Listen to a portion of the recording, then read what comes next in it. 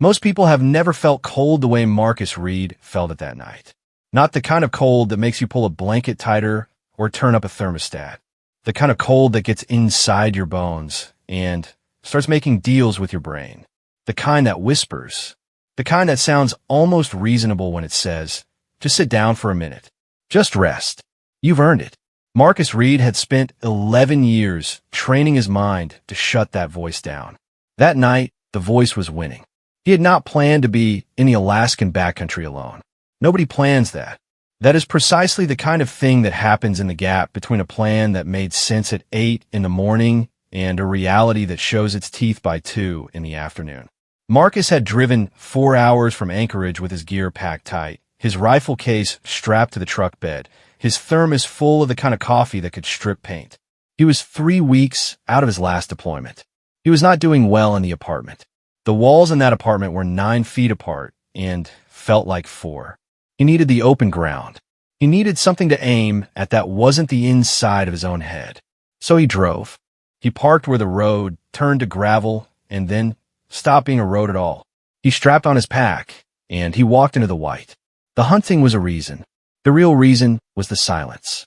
There's a particular silence in the Alaskan wilderness in January that feels nothing like quiet.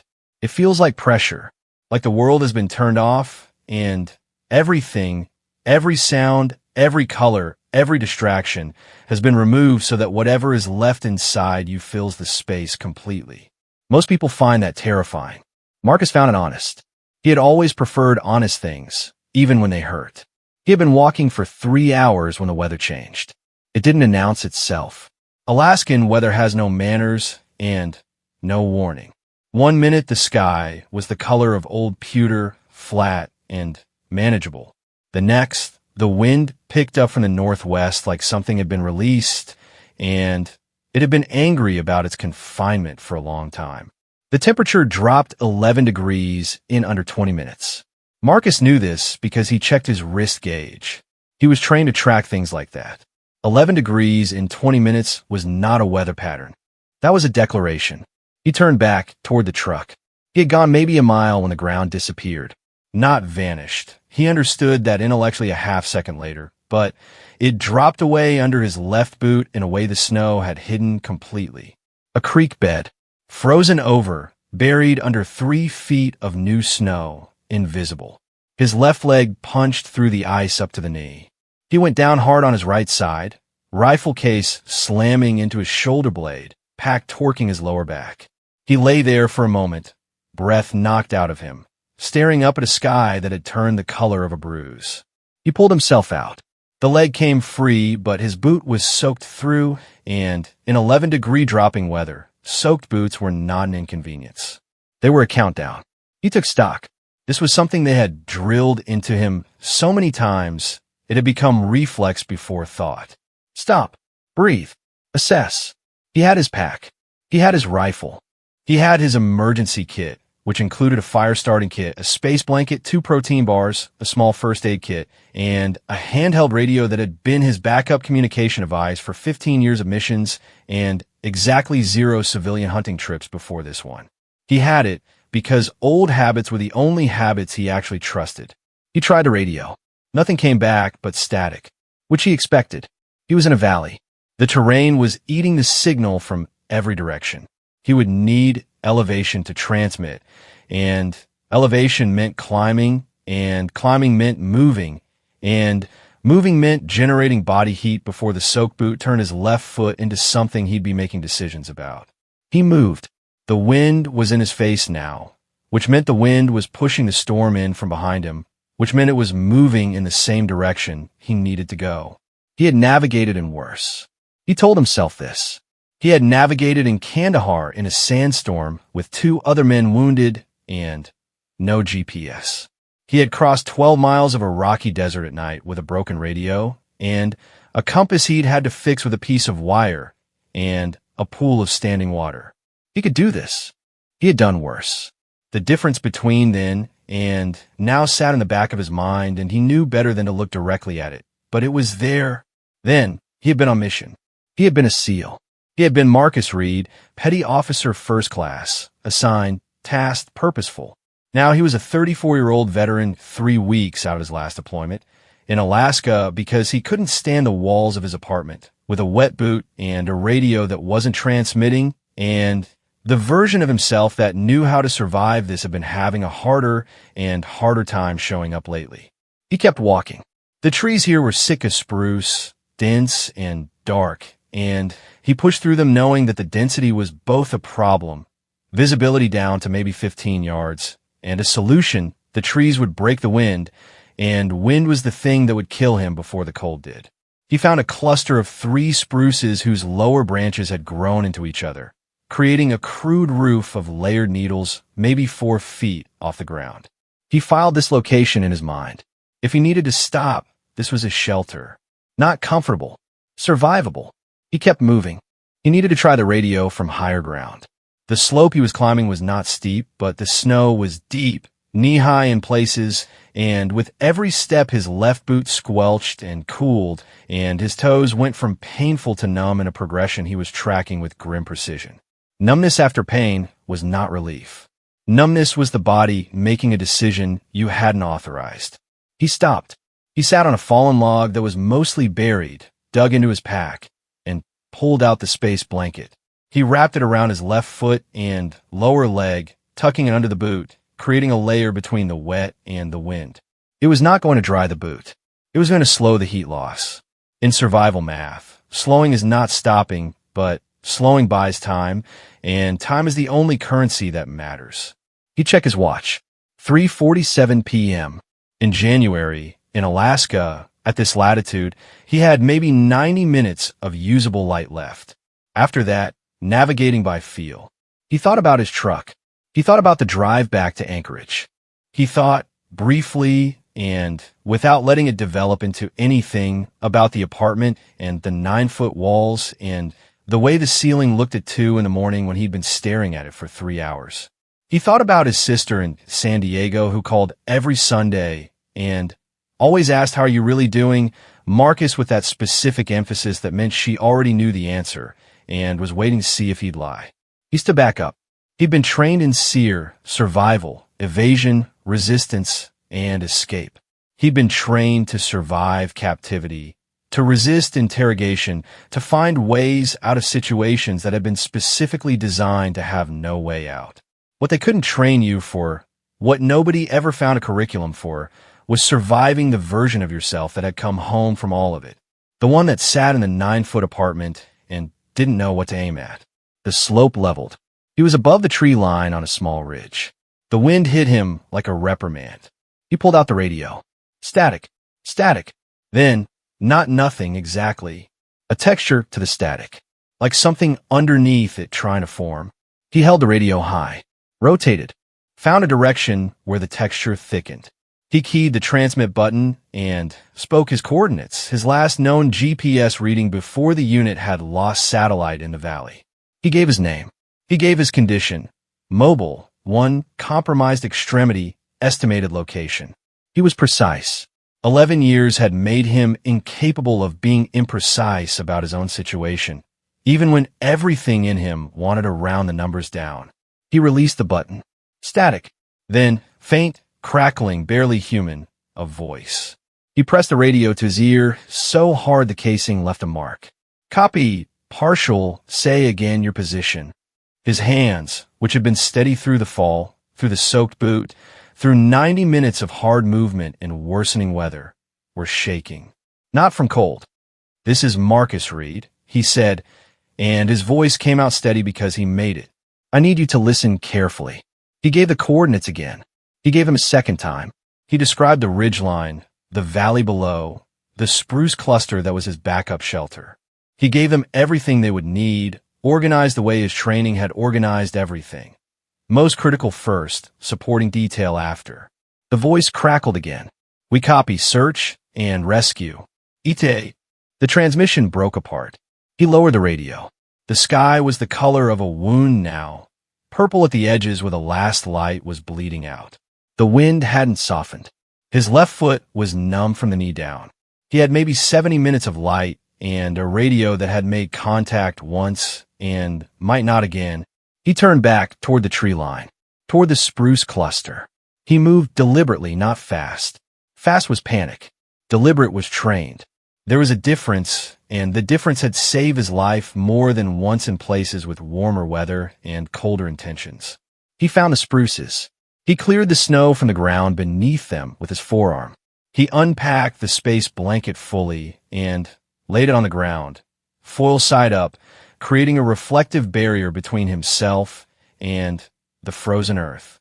He propped his pack against the largest trunk. He ate one of the protein bars in 4 bites without tasting it. He tucked his left foot under his right thigh to introduce body heat to it. He tried the radio twice more. Static. Full static, no texture. He settled in. The dark came fast and complete, the way Alaskan January dark always came, like someone had simply decided the day was finished and pulled a curtain. The temperature kept dropping. He could hear it in the way the trees were moving, the higher-pitched crack of branches contracting. He estimated it was now near 0 Fahrenheit. He was not comfortable. He was not warm. He was alive and intending to stay that way. He had given them everything they needed. The question was whether they had heard enough of it. He closed his eyes. Not to sleep. He knew better than to sleep in this cold without someone to check on him, and there was no one, but to conserve, to still the body down to its most necessary functions. He had done this in hides, in observation posts, in places where movement meant death. He knew how to become almost nothing while remaining completely present. His left foot began to ache. That was good. It meant blood was still negotiating. It meant the argument was ongoing. He'd take ache over nothing. In the dark, in the spruce shelter, in 0 degrees Fahrenheit, Marcus Reed waited. He was very good at waiting. What he was less practiced at, what 11 years of deployment and 3 weeks of apartment walls had not given him a protocol for, was hoping. But somewhere in the dark, against his better trained instincts, he did it anyway. The search and rescue team that received Marcus Reed transmission was not a large operation. In the interior Alaskan backcountry, large operations take time to assemble, and time is the one resource you're always already out of. What you get instead is what was ready. What was ready that evening was a 3-person team operating out of volunteer SAR station 42 miles east of Marcus's last known coordinates. A team leader named Britta Solberg, a wilderness EMT named Derek Cho, and a veteran tracker named Earl who had been doing this since before Derek was born and who went by no last name that anyone had ever been able to confirm. The radio operator at the station had caught maybe 40% of Marcus's transmission. Enough for coordinates, enough for a name, not enough to be certain of the condition. 40% was what they had. They went with 40%. Britta had been doing search and rescue for 9 years. Before that, she'd been a structural firefighter in Fairbanks for 4, and before that, she'd grown up on a fishing boat out of Kodiak where the water was so cold that falling in was not a survival scenario. It was a death scenario with a variable timeline. She was 38 years old, and she had the kind of calm that only develops when you've been genuinely afraid more times than you can count, and discovered each time that calm was more useful than anything else you could reach for. Fear was there. She knew where it lived. She just didn't give it the keys. She pulled up the coordinates on the terrain map while Derek loaded the sled. Earl stood outside in the dark looking at the sky, the way old men who've spent their lives outdoors look at things. Like the sky owed him information, and he was waiting for it to pay up. Wind's turning, he said. I know, Britta said. That ridge, he called out. Wind turns, that ridge becomes a wind tunnel. I know, Earl. Just saying. I heard you both times. They loaded out at 5:19 p.m. 42 miles by snowmobile in backcountry conditions is not 42 miles the way a map thinks about distance. It is 42 miles of terrain that has opinions about whether you cross it, and those opinions are expressed in the form of drifts, hidden drop-offs, ice over creek beds, and the occasional moose who does not move for anything and has never needed to. Britta had done this route before. She'd done sections of it in conditions worse than this, and sections of it in conditions better. Tonight was in the middle, which in Alaska meant it was bad. They moved in single file with Britta leading, Derek behind her, Earl at the rear. Nobody talked. There was nothing to say that the next hour wouldn't answer, and the wind was loud enough that talking required shouting, and shouting burned energy. 40 minutes in, they hit the valley Marcus had been moving through when he fell. Britta slowed. She killed her headlight to a low beam and studied the snow. Earl pulled up beside her, and they both looked at the same thing without saying what it was. A trail. Boot prints, one of them irregular, heavier impression, dragging slightly on the left side. Moving uphill. Mobile, Britta said. Was Earl said. Hour and a half ago, maybe two. They followed the trail. It took them through the spruce line, up the slope Marcus had climbed to transmit, across the ridge line where the boot prints turned and pointed back down. Smart. He'd gone up, found high ground, gone back to shelter. She felt something ease slightly in her chest. Not comfort. Comfort was premature, but recognition. This person knows what they're doing. The tracks led them to the spruce cluster. Britta cut her engine 10 yards out and stood on the running board so she could see over the packed snow. She aimed her flashlight at the spruce canopy and said clearly and without shouting, "Search and rescue. If you can hear me, say your name." A beat. 2 beats. Marcus Reed. The voice came out of the dark beneath the spruces, controlled and level, and Britta recognized that tone the way you recognize a specific key in a chord. She'd heard it before, in people who were holding themselves together by trained habit when everything else had let go. Derek was already off his snowmobile and moving toward the spruces with his med kit. Britta followed. Earl stayed with the machines. Marcus Reed was exactly where she expected him to be, back against the largest trunk, pack prop beside him, space blanket under, and, around him, left foot elevated on a branch stub he'd cleared of snow. He was not unconscious. He was not panicking. His eyes were clear, and he tracked her light without flinching, and when Derek crouched in front of him and started the assessment, Marcus answered every question directly and in sequence without being asked twice.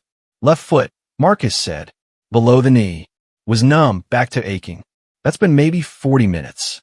That's good, Derek said, meaning it. Aching is blood flow. That's what I figured. How long in the cold since the fall? Approximately 2 hours and 15 minutes.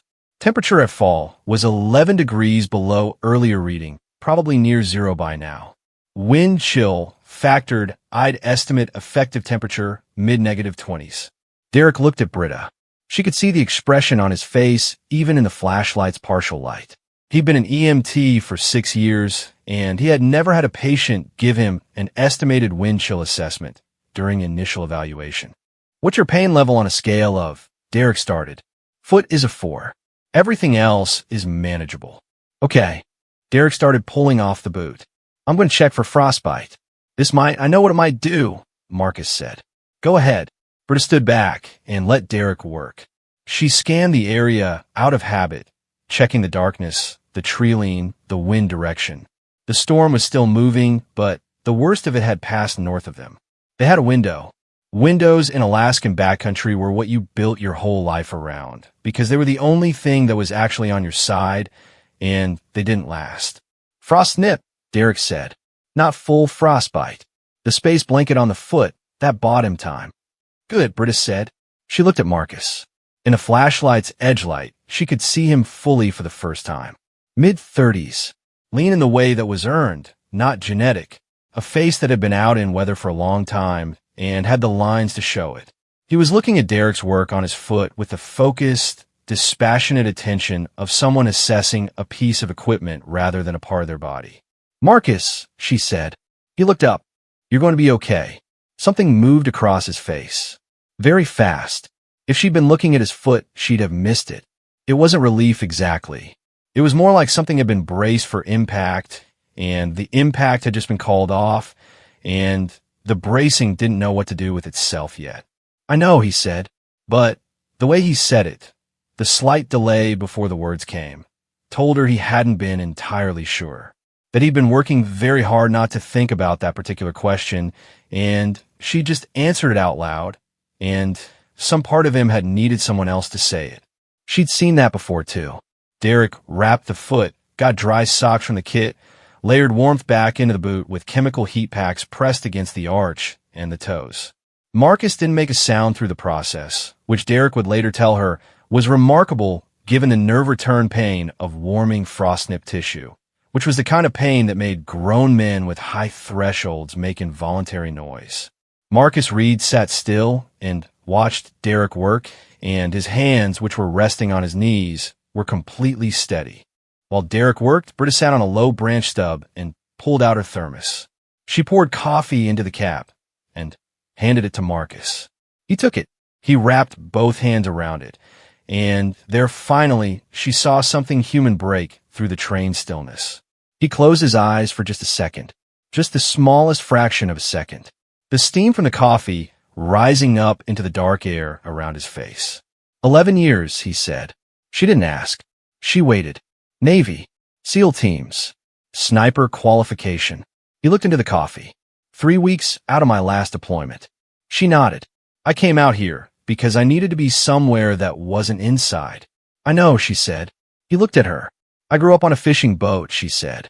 When things get bad enough inside your head, outside feels safer. Even when outside is trying to kill you. He was quiet. He drank the coffee. In the darkness under the spruces, with the wind moving above them, and Derek repacking his kit, and Earl waiting with the machine somewhere behind them. The silence between Britta and Marcus was the particular silence of two people who have lived adjacent to death enough times to recognize each other across a campfire or a flashlight beam or a tin cup full of hot coffee. The radio, he said. I wasn't sure you got enough of it. We got enough. The coordinates, we got them. 40% of the transmission. The coordinates came through clear. He nodded slowly. 40%. In my experience, she said, 40% of the right information at the right moment gets more people home than a perfect message that comes too late. He turned the coffee cup in his hands. He looked like he was thinking about something that wasn't a coffee. You want to ask me something? He said. She did. She wanted to ask it since she saw the space blanket, the elevated foot, the pack propped exactly right, the organized calm of a man who had been managing his own survival with professional-grade precision. She wanted to ask it because sometimes in this work you found people who had all the tools to survive the physical emergency and none of the tools for whatever had brought them to the edge of it in the first place. You drove 4 hours alone in January to hunt in weather like this, she said. Yes. Your emergency kit was set up like a professional loadout. Yes. You know exactly what you're doing out here. Yes. So the question isn't whether you know how to survive, she said. You've answered that already. The question is what you're surviving for. The wind moved through the spruces above them. A branch cracked somewhere in the dark. Derek glanced up and then went back to his pack. Marcus was quiet for a long time. He turned the empty coffee cup over in his hands. That's the first time anyone's asked me that, he said. Nobody asked before. They asked how I was doing. He set the cup down on the snow between them. That's not the same question. No, she said. It isn't. Derek stood and stretched and reported the foot was stable, circulation returning well, no full frostbite tissue, cleared for transport. Earl, from somewhere outside the spruce canopy, said they had maybe 40 minutes before the wind window closed. Marcus stood. He tested the foot. He put weight on it, and his face registered the pain clearly there and then managed, and he picked up his pack and settled it onto his shoulders with the practiced motion of someone who had done it 10,000 times, and he looked at Britta with an expression that was difficult to name. Not gratitude exactly, though that was in it. Something older than gratitude. Something that looked like being seen in a way you'd stopped expecting. 40%, he said again. 40%, she confirmed.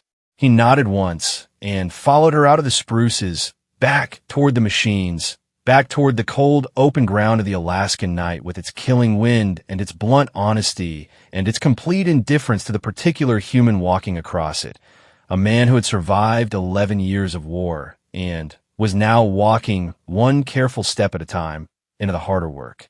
They brought it back in 4 hours.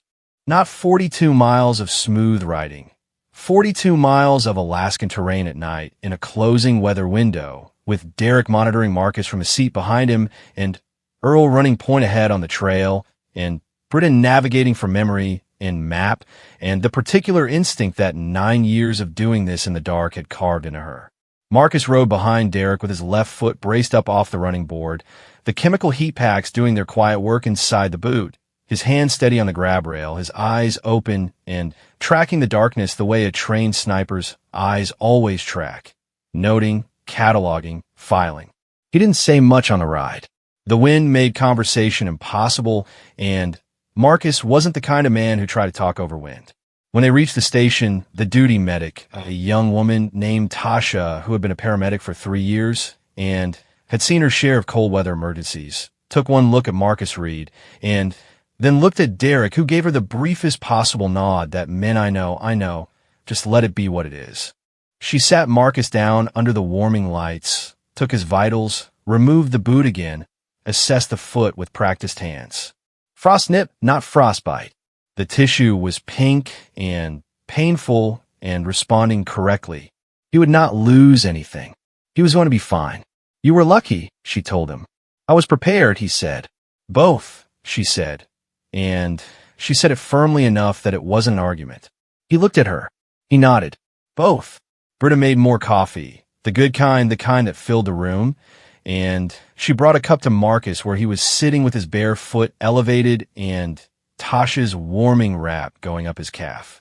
He took the cup with both hands again, and again she saw that small private thing happen in his face. The steam and the warmth and the first sip. The smallest possible permission to be human for a moment. Earl had disappeared somewhere. Earl was always disappearing. It was simply what he did.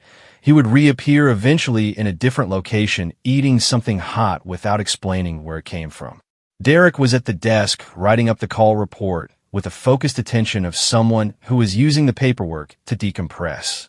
The station was quiet except for the wind against the metal walls, which out here was just weather, which was just Tuesday. Marcus sat with his coffee and the warming wrap and the particular silence of someone who had come to the far edge of something and was now sitting on this side of it, figuring out what that meant. Britta sat across from him. She didn't hover. She didn't offer comfort the way people offer comfort when they don't know what else to do, filling the air with words until the other person feels observed rather than accompanied. She just sat. She had a cup of her own. She drank it. She let the room be what it was. After a while, Marcus said, "The question you asked me." "Yes. I've been thinking about it since the spruces." "You had time. 42 miles of it." He turned the cup. "What you're surviving for." "I've never put it that way." "How did you put it before?" "I didn't." He was quiet. "I put it as getting through the deployment. Getting home. Getting to the next thing. There was always a next thing when I was in. And then there wasn't. 3 weeks out.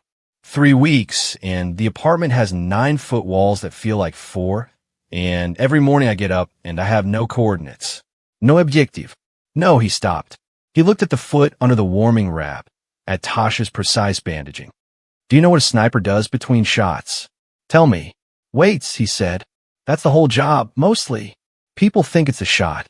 The shot is 30 seconds of everything. The rest of it is waiting and watching and being so still and so patient that the world around you forgets you're in it." He paused. "I've spent 11 years being patient in the service of something. A mission, a team, a target, an objective. And then I came home and I'm good at the waiting. I know how to wait, but I don't know what I'm waiting for anymore." Britta set her cup down. Outside, the wind leaned into the station wall and the metal sang a low note and then went quiet. "I've pulled 40, maybe 50 people out of backcountry situations," she said. "Not all of them were accidents." He looked at her. "Some of them came out here for the same reason you did. Because outside, even when it's trying to kill you, at least it's honest. At least there's something real to navigate. At least the danger is visible." He was very still. "The ones who didn't come back," she said carefully, "weren't the ones who ran out of skills. They were the ones who ran out of reasons." The room held that for a moment. "I had the reason tonight," he said. "I had the training. I had the kit." He looked at her. "What I didn't know until I was sitting in those spruces, waiting for the radio to come back, was that I wanted it to." There it was. Britt had learned a long time ago not to fill those moments. Not to reach for them. Not to tidy them up. not to offer the next reassuring thing. You let a person say what they needed to say, and you let the air around it stay still for a moment so the thing they said could be real. And, she said after a time, he looked at the coffee cup. He turned it once. And I did. I wanted it to come back. A pause. I want to figure out what the coordinates are. Well, I'm navigating toward. I don't know what that is yet, but I know I want to find it. That's new information. New information. 11 years of combat operations, and what it took was 0 degrees and a creek bed and 90 minutes in a space blanket under a Sitka spruce to generate new information about himself. Britta thought about this, and she thought that this was probably not as surprising as it sounded. People learned what they needed to learn on the schedule that they learned it. Training got you ready. Experience got you calibrated. But the real things, the things about what you were for, what you wanted, why you were still here, those had their own timeline, and they did not consult you about it. You're going to need to talk to someone, she said. I know. Not a question. I know. He said it without defense. Veteran services. I've been putting it off. Since I got back. Stop putting off. He looked at her. You're direct. I find it saves time, she said. He was quiet for a moment, and then he made a sound that it took her a half second to identify as a laugh. Short. Real. The first sound he'd made that wasn't managed or measured or produced from behind the wall he'd built to survive. Tasha came back from across the room and crouched in front of Marcus and checked the foot again. She pronounced the circulation excellent. She told him to keep it elevated for another 30 minutes. She told him to see a doctor in Anchorage in the next 24 hours for a full assessment. She gave him the look that medical people give trauma patients when they're checking not just the body. He received the look without flinching. I'll go in the morning, he said. Tonight, Tasha said. Roads in this weather, Tasha's right, Britta said. He looked between them. Two women who were not asking. He recognized the formation. Tonight, he said. Earl reappeared from somewhere carrying 3 bowls of soup and set one in front of Marcus without comment or explanation, then distributed the others and sat down with his own and ate it in silence. The soup was good. Marcus ate it. The warmth moved through him the way warmth does when you've been genuinely cold. Not the warmth of a comfortable evening, but the warmth of restoration, of something being given back that the cold had been taking in pieces. When he finished, he set the bowl down, and he looked around the room, at Tasha writing in her log, at Derek still at the desk, at Earl eating in his habitual silence, at Britta sitting across from him with her hand around her coffee, and something shifted in his face that was not performance, not the trained composure, not the managed stillness, something underneath it. I want to ask you something, he said to Britta. Ask. Do you always ask the question you asked me? The what you're surviving for question. She considered it. Not always. Sometimes people just need the foot wrapped and the ride home. How do you know which is which? I don't always, she said. Tonight, I was pretty sure. Why? Because you were too prepared, she said. Most people in survival situations are trying to figure out what to do. You knew exactly what to do, which meant the physical situation wasn't the problem. The physical situation was something you were managing. She paused. The question I had was what you were managing it for. He sat with that. You should come back, he said. She looked at him. Not like that.